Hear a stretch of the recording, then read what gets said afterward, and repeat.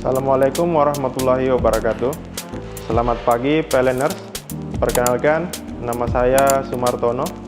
Saya bertugas di unit layanan transmisi dan gardu induk Watampone UPT Makassar.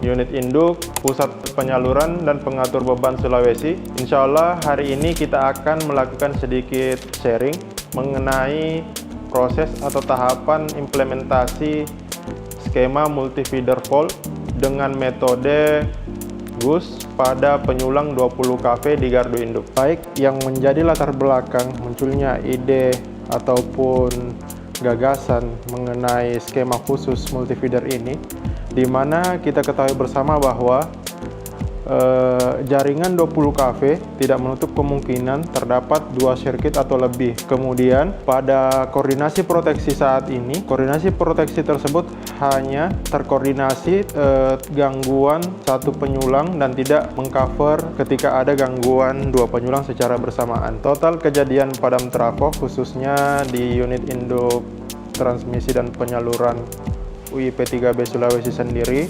rentan waktu 2023 Maret sampai 2024 akhir, itu ada sekitar 10 kali kejadian padam trafo akibat terjadinya dua atau lebih gangguan di jaringan 20 kV.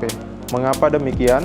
Karena ketika terjadi dua atau lebih gangguan, incoming ataupun trafo merasakan arus gangguan yang lebih besar daripada yang dirasakan di penyulang 20 kV, sehingga grading time yang telah ditetapkan pada koordinasi setting proteksi itu tidak bekerja secara maksimal. Maka dari itu dibutuhkannya sebuah skema khusus proteksi untuk mengakomodir ketika terjadi dua gangguan pada penyulang 20 kV atau lebih, sehingga penyulang yang masih sehat atau tidak merasakan gangguan dapat tetap menyalurkan arus listrik ke pelanggan dan dapat meminimalisir dampak gangguan pada jaringan 20 kV. Skema proteksi ini merupakan hasil dari buah pemikiran teman-teman proteksi UIP3B Sulawesi yang telah mengikuti beberapa ajang penghargaan.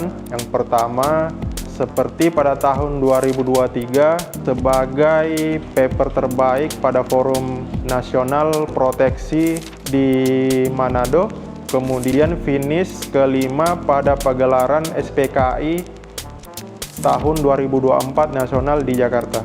Baik, untuk tahapan implementasinya sendiri, kali ini kita akan menggunakan metode GUS, di mana metode ini sangat efektif dan efisien, menghemat material maupun proses pemeliharaannya sangat mudah atau rekonfigurasinya sangat singkat, karena kita hanya menggunakan kabel komunikasi antar relay yang akan kita konfigurasi multifeeder. Untuk proses aktivasi kali ini, kita menggunakan relay MICOM P142, di mana yang kita butuhkan adalah kabel komunikasi Ethernet dan switch untuk menghubungkan antar relay.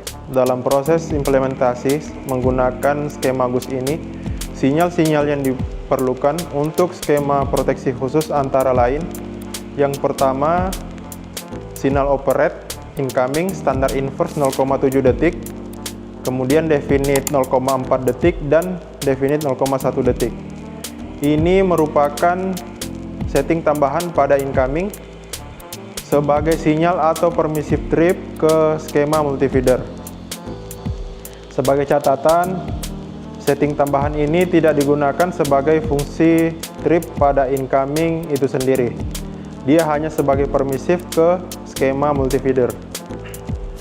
Kemudian yang kedua, yang kita butuhkan adalah sinyal pickup OCR, GFR, dan indikasi CB pada masing-masing penyulang. Yang ketiga, sinyal yang kita butuhkan adalah sinyal relay fail atau relay penyulang unhealthy pada masing-masing penyulang. Baik, untuk langkah-langkah implementasinya sendiri, di mana kami memulai dengan membuat approval drawing maupun approval setting, kemudian dikirim ke kantor induk setelah disetujui oleh kantor induk, barulah kami melakukan eksekusi di lapangan. Yang pertama kita lakukan di lapangan adalah membuat jaringan komunikasi antar relay, di mana yang kita butuhkan dalam metode implementasi GUS ini adalah kabel komunikasi atau LAN ditambah dengan hub untuk relay tersebut saling terhubung satu sama lain. Nah, keuntungannya di sini adalah kita tidak perlu menggunakan terlalu banyak kabel maupun auxiliary relay.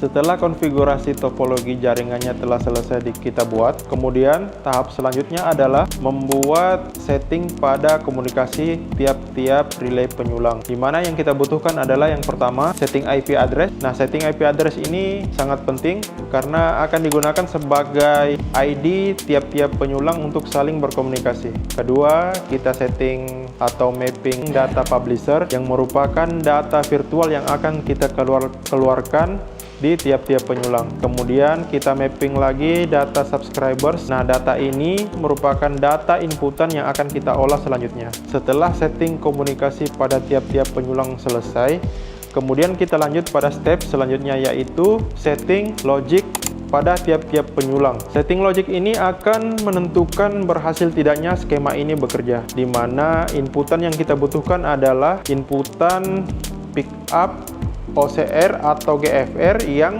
di-end dengan indikasi C-backlog, kemudian di-end lagi dengan indikasi virtual dari penyulang yang lainnya. Outputnya adalah PMT penyulang yang mengalami gangguan secara bersamaan dapat trip secara instan, sehingga dapat meminimalisir ketika terjadi gangguan secara bersamaan dua atau lebih penyulang dan tidak menyasar ke incoming dan penyulang yang sehat yang masih operasi. Nah, setelah konfigurasi logic sendiri, kita lanjut pada tahapan uji fungsi, di mana uji fungsi ini penting untuk dilakukan supaya kita dapat mengetahui bahwa skema yang telah kita buat dari awal sampai selesai di tahap konfigurasi logic itu memang benar fungsinya dan target tripnya sesuai.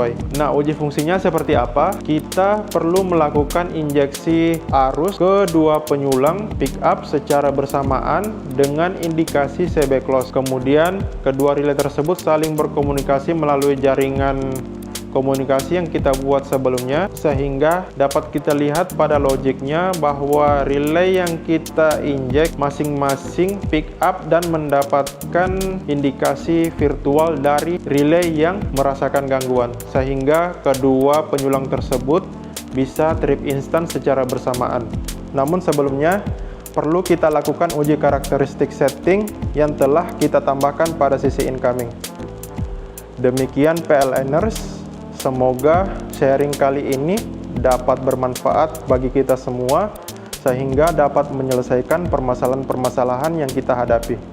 Terima kasih. Assalamualaikum warahmatullahi wabarakatuh.